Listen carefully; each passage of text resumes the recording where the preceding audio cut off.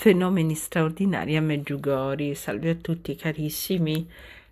Come è noto a molti di voi, almeno credo, a Meggiugori accadono dei fenomeni molto strani che riguardano il sole, ma non solo. Insomma, di questi fenomeni voglio darvi un ragguaglio con le immagini che seguono, e invitandovi a contemplarli e a visionarli con molta attenzione, anche a fare una preghiera silenziosa dinanzi a ciò che vedrete. E ci sta veramente da pregare e da inchinarsi davanti al mistero.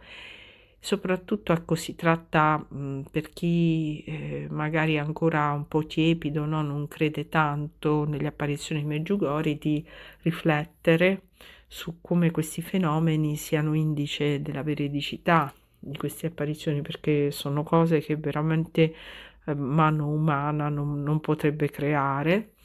Per chi si trova sul posto sa che cosa vuol dire vedere il sole pulsare. Questi non sono fenomeni che si possono generare con dei trucchi, e per chi crede questi fenomeni sono un'ulteriore conferma della veridicità del fatto, ecco, che il proprio credo trova in qualche modo una conferma in questi fenomeni di chiara natura sovrannaturale.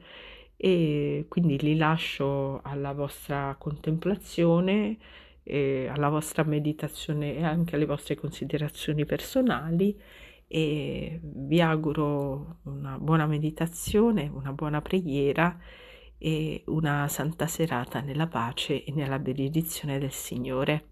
A presto carissimi.